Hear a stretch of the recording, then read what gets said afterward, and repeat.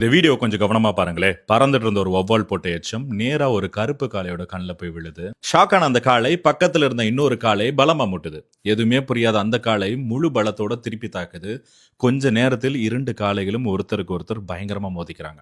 கயிறுகள் சிக்கி கழுத்தே இறுகி கடைசியில ரெண்டு பேரும் காயப்பட்டு கீழே விழுந்துறாங்க. எச்சத்தை போட்ட அந்த வௌவாலோ எதுவுமே நடக்காத மாதிரி எல்லாத்தையும் பார்த்துட்டு தொங்கிட்டு இருந்துச்சு.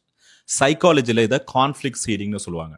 அதாவது நேரடியா சண்டையில இறங்காம, 2 பேருக்குள்ள பிரச்சனைய மட்டும் விதைச்சுட்டு பக்கத்துல இருந்து வேடிக்கை பார்க்கறது. ரியல் லைஃப்லயுமே நெறைய உறவுகள் இப்படி தானே உடையுது. ஃபார் எக்ஸாம்பிள், கெட்ட எண்ணம் பிடிச்ச யாராவது நம்ம பார்ட்னர பத்தி அவதூறு பேசினா, அத அப்பவே அங்கேயே கண்டிச்சிருங்க.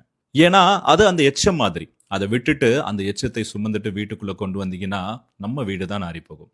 இது பார்ட்னருக்கு மட்டும் இல்ல, உங்க பேரண்ட்ஸ், உங்க கூட பிறந்தவங்க, பெஸ்ட் ஃப்ரெண்ட்ஸ் யார பத்தி பேசினாலும் அத அங்கேயே கண்டிச்சிருங்க. புரியுதா உங்களுக்கு? நம்மள பிடிக்காதவங்க, நம்ம சேர்ந்து வாழ்றத விரும்பாதவங்க, வெளியில இருந்து அங்கங்க கொளுத்தி போட்டுக்கிட்டே தான் இருப்பாங்க. அத வீட்டுக்கு வெளியிலேயே அணைச்சிரணும். அத விட்டுட்டு வீட்டுக்குள்ள கொண்டு வந்தீங்கன்னா, எரிஞ்சு போறது என்னமோ நம்ம வீடு தான்.